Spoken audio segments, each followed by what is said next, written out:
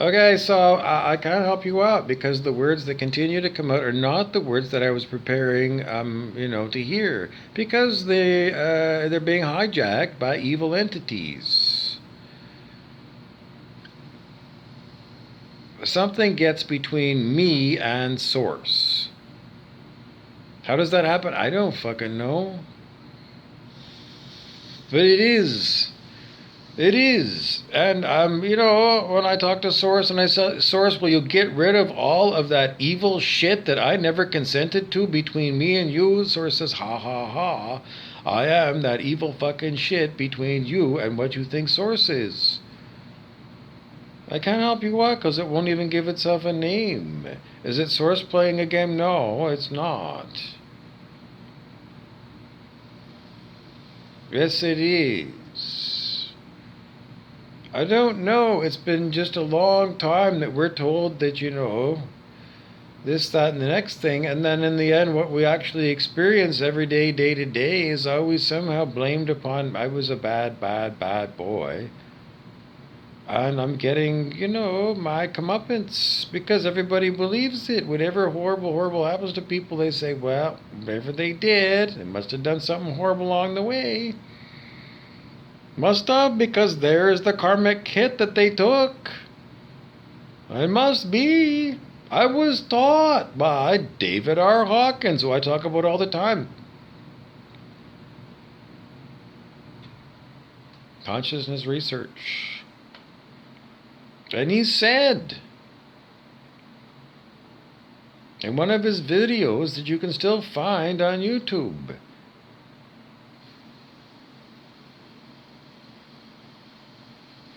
if you got a shitty life and you've done everything in your power to make it better and it's still shitty,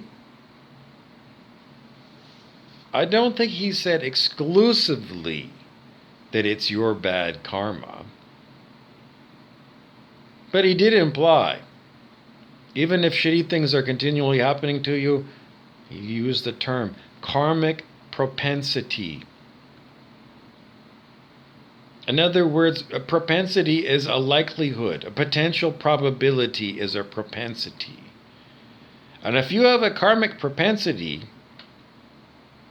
it doesn't mean you're going to get that karma. It just means that if the stars line up, you don't have a karmic dispropensity for it to happen. And sometimes that happens, apparently, according to Dr. Hawkins.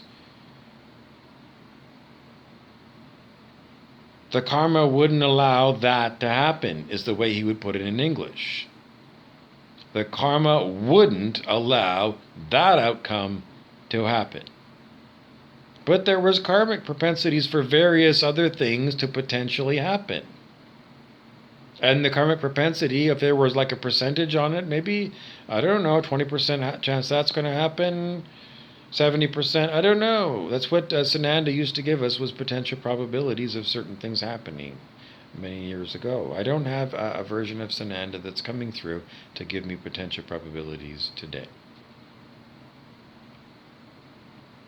So it also implies that the future is unknown, but fixed. Because Dr. David R. Hawkins muscle tested in more than one place, he said the date of one's death is fixed.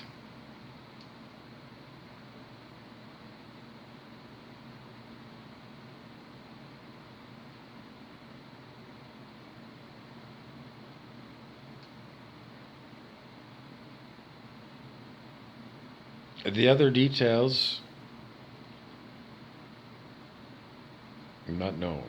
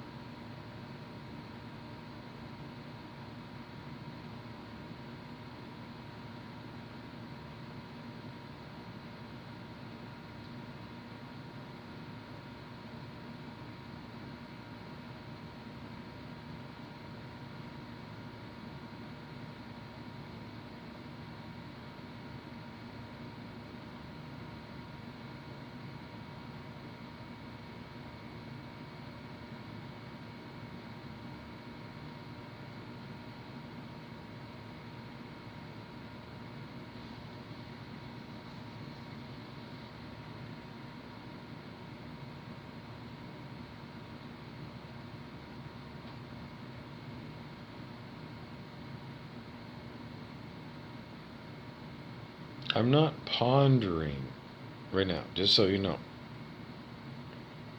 I'm not pondering a thought that whole quiet time.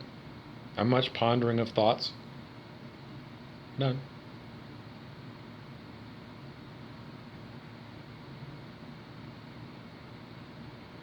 Even the demonic King Clancy, Brett Beeson, and Ede the Rat, who have been at me and horrible all day long, that quiet just now, those mnemonics, they were all quiet. They were. They were quiet, and they weren't choking me and trying to kill me. They weren't hassling, herky-jerkying me or anything. They weren't even giving me a headache. Those demonics just did that, and I call that meditation.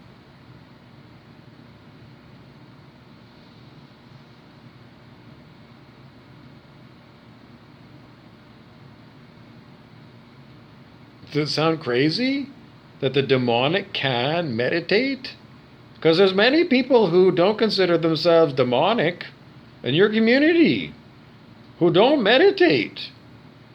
And if I did their calibratable level of consciousness, it's probably going to be two.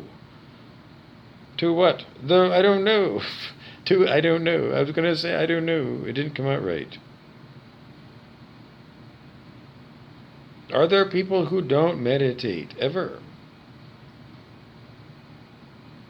Well, people who, I don't know. I don't know, it gets very complicated. But the basic expression is, I don't know.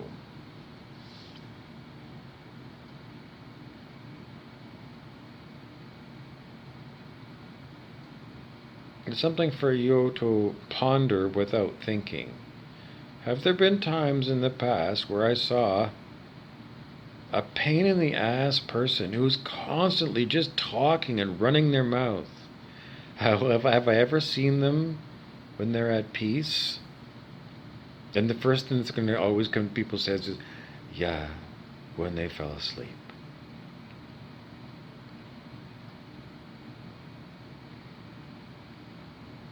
What's the advantage of going to quiet peace?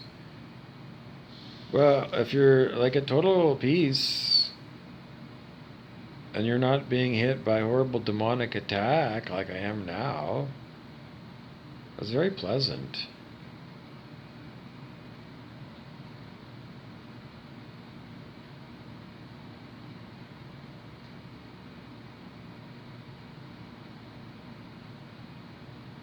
Why is it that the demonic wants to create chaos when they had the peace?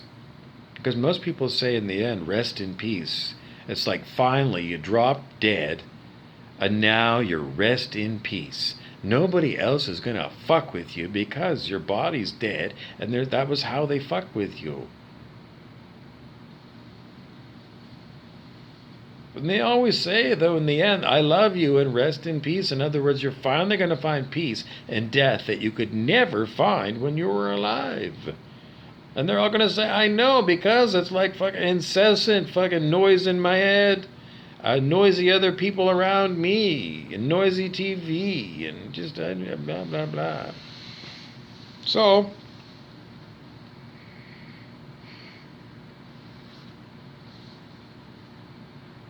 and what happens when you go to quiet peace? Well, I don't know.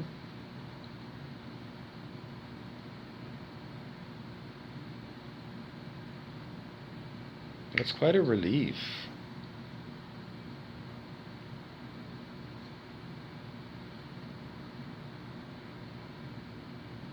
It's when you're so sleepy tired and you've been kept up extra long and you really know that you should have gone to lie down, and you're still being kept up by whatever, some pain in the ass person. And you get to the point where you just think, you gotta say to yourself, I can come to the understanding of why.